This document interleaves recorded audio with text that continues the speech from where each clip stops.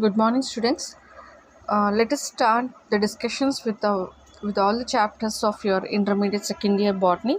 So, in that, the first chapter one, which is the transport in plants, which includes under the plant physiology.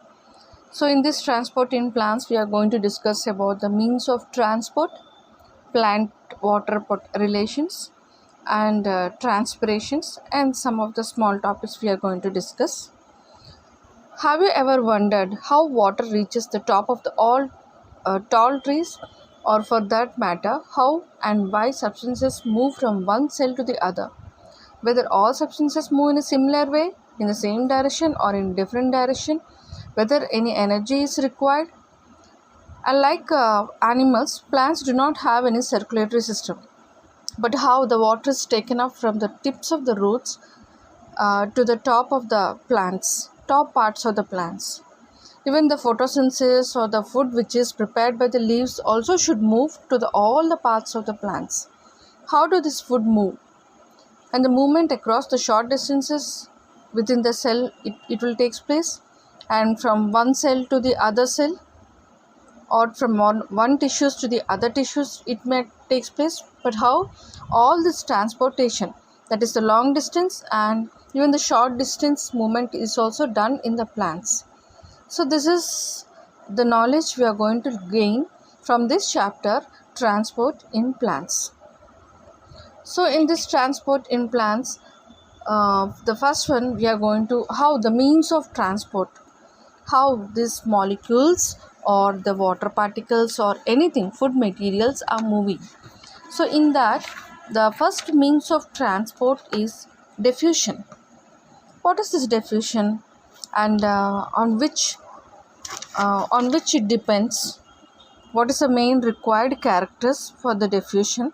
We are going to see. So the molecules which moves from the regions of higher concentration to the regions of lower concentration is diffusion, and is of course a slow process. And some of the diffusion rates are affected. More the characters and more the diffusion takes place, it depends upon the concentration, permeability of membrane, and of course the temperature, which plays a very important role, and even the pressure. The pressure is also important. Okay, even the diffusion, of course, is obviously in gases and liquids, but diffusion in solids rather than of solids is more likely. And diffusion is very important to plants because it is the only means for gaseous movement within the plant body. Okay, this is about the diffusion.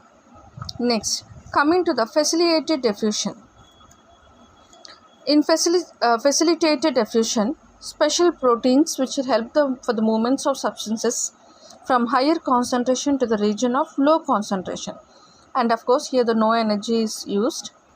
And the special proteins or the channels which are called porins, which are very important and which helps for the movement of substances from higher concentration to the lower concentration. And transport rate reaches a maximum when all the protein transporters are being used. Facilitated diffusion is very specific, and this facilitated diffusion is very sensitive to the inhibitors. So these are some of the things for the facilitated diffusion. So in facilitated diffusion, proteins are used. More the number of proteins, more the diffusion takes place.